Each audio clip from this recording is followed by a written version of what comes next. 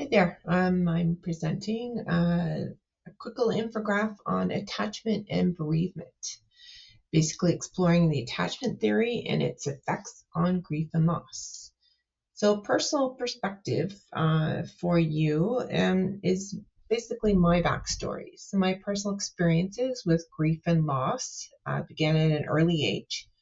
I was surrendered to foster care at around 1 to 1.5 years old and subsequently adopted out to a loving couple when I was 4.5 years old. I've lived an exceptional life since being adopted, still through a continued removal from various foster families and going back to my birth mother, and then removing again created a great deal of mistrust of parental figures or anyone who was to be an attachment figure. I didn't realize that this meant until my recent undergrad years at university, where the pieces began falling into place. So I didn't know there was a phrase and a theory that applied or could be applied to my experiences, which are called attachment theory, and more specifically, avoidance attachment or disorganized attachment. And that was more related to a more concise explanation of adverse childhood experiences. So this leads us to explore attachment theory, Bowlby's attachment theory, and its core principles a little bit further. So John Bowlby first introduced attachment theory back in, I believe, 1958, which looked at the impact on how attachments are formed early in life. So his theory posits that early bonds that are formed with caregivers create an internal system that an individual expects to form with safety, comfort, and emotional support.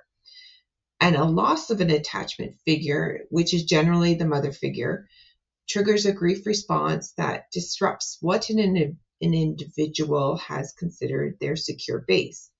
The resulting intensity and grief accompanied by this parental loss results in the type of attachment style that will be either secure, anxious, or avoidant. So our next conversation point is, how does attachment theory look when understanding emotional connections in terms of grief and loss for fostering relationships that moves an individual toward a more secure attachment? So in a systematic review conducted by Delgard et al. In 2022, it focused on parenting interventions that can help support the parent-child attachment and the psychosocial adjustments that co-occur with foster and adopted parents and their children. And they found that attachment-based interventions increase the positive parenting behavior in a relatively short period of time, which is between the 3 and 6 months after the intervention. The authors further posit that adopted children and children who are placed in foster care have a shared experience of early separation from caregivers, leaving them at an elevated risk for developing insecure and or disorganized, disoriented attachment.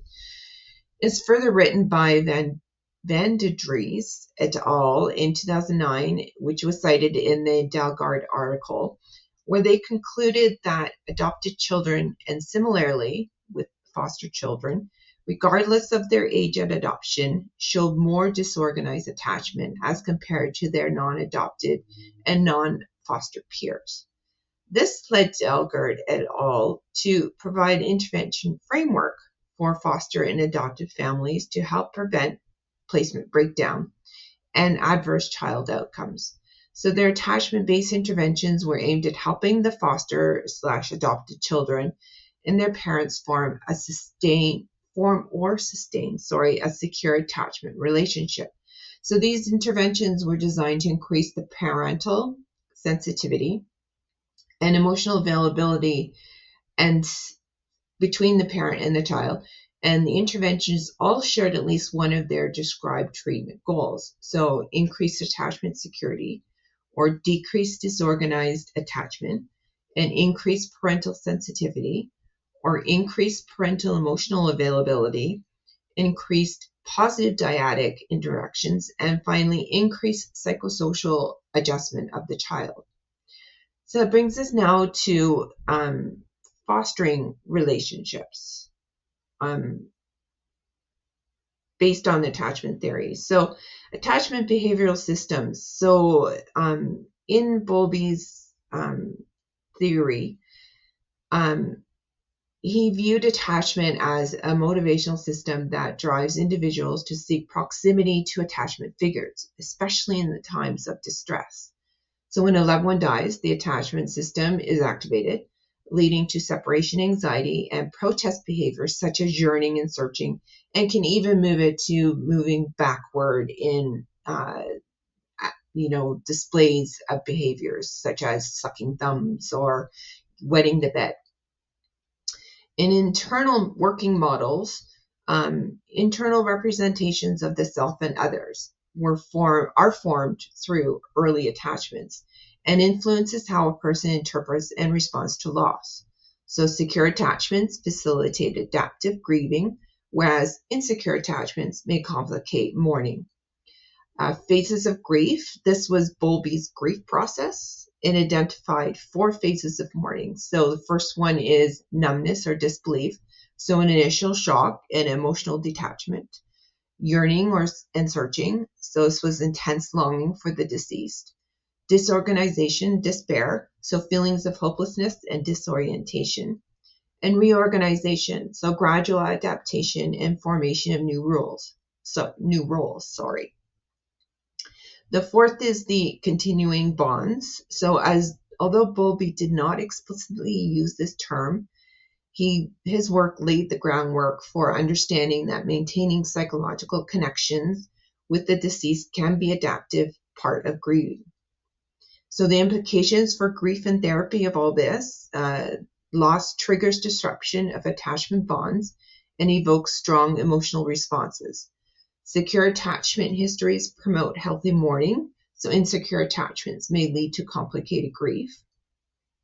Attachment-informed therapy can help process loss, tolerate emotional pain, and integrate the loss into life. So basically, the loss here can be a physical death of someone, or it can be a loss of culture, it can be a loss of birth parents through adoption.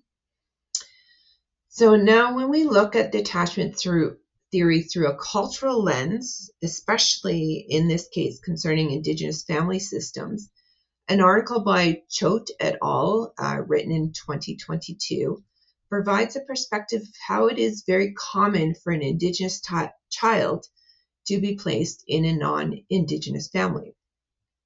Historically, the authors write that attachment theory has been referenced by previous court systems, for instance, that stated irreparable harm would come to the Indigenous child if it were placed in a foster home, removing them and transferring them to a culturally based kinship placement. So basically saying that, it would do more harm than good to after a placement with a foster family to not go back into their cultural favored kinship. This now has proven to be a poor argument in favor of the foster placement, as I said, as research has shown that if a child has developed a secure attachment, then the child could manage the change required in the adoption process. Conversely, if this is true, the argument holds that the child could move from a secure placement, outside of their cultural family back into their birth family unit. So this has provided more careful consideration to the research, where it has been shown that children and adults create various attachments throughout their life's developmental timeline.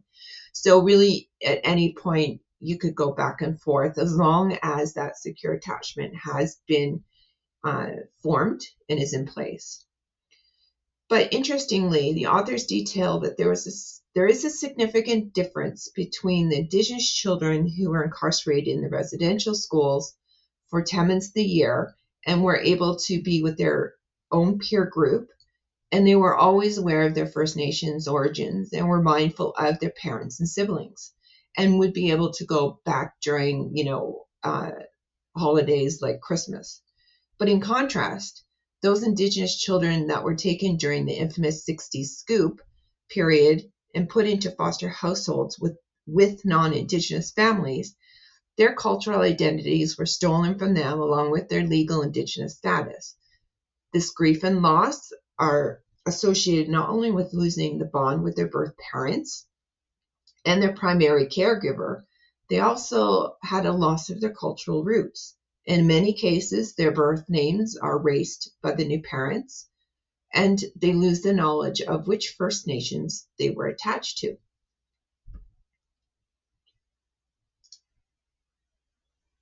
So moving on to understanding the role of attachment theory in the bereavement process. Although a natural part of life for every living being is death, it can be more in the pathological realm with the proper supportive conditions in place. So it can move more there than if there weren't supportive institutions, supportive material in place. So Miserly and Caracas, in their 2024 article, explained how some individuals who do not have these proper supports in place through a secure attachment framework can become unhealthy, and the mourning process could then move into prolonged grief. The authors explain that attachment figures are the most reliable, quote, the most reliable relatives throughout one's life, and we all fear separation from these attachment figures, end quote. The critical issue is not whether a figure is absent through separation, but rather the presence of the figure. So that can be a mother or father, or in the case of an indigenous culture, a collectiveness that is formed with the aunties, the elders, etc. And there are similar aspects between the grieving process that children and adults experience, in that regardless of an individual's age, when they lose someone, either through death or permanent separation, to whom they are attached with, they each go through a similar grieving process and react similarly. The grieving process that is experienced during adulthood in response to an actual loss can be considered a variant of the separation anxiety experienced by infants and young children, which is a reaction to the threat of losing an attachment figure they have bonded with. So, looking at when a child experiences parental loss, there is an association with epigenetic dysregulation, an attachment and creativity that co-occurs. An article by Devlansky et al. In 2025 discusses how there could be a link between reported feelings of devastation and depression in those people who have lost a parent and a shift in motivation to engage with the world. For discussion purposes, in this article, a loss of a parent is through physical death, but for the purposes of our discussion, it can also include living loss via birth, parent, and child separation. This can help us understand how parental loss may impact how an individual then views life and their emotional regulation, particularly in the tendency to then distance oneself from others due to a reduced dopamine reward system, and how an early loss of their attachment figures and their secure base shapes future interpersonal relationships due to this dysregulation of the dopamine reward system. Now, moving on to attachment challenges. Individuals who have insecure attachment often experience prolonged grief, and the dual process model plays very well into this discussion, as cited by Strobe et al. In 2005 in the 2024 article by Janssen et al., where they theorize that to grieve healthily, an individual must oscillate between coping with the loss-related stressors and restoration-oriented stressors. So based on the attachment styles, some experience this healthy grieving process more successfully than others. For instance, an anxious attachment style will see an individual with an intensified focus on loss, an incapacity to independently manage the feelings of loss, and may move into a prolonged grief state.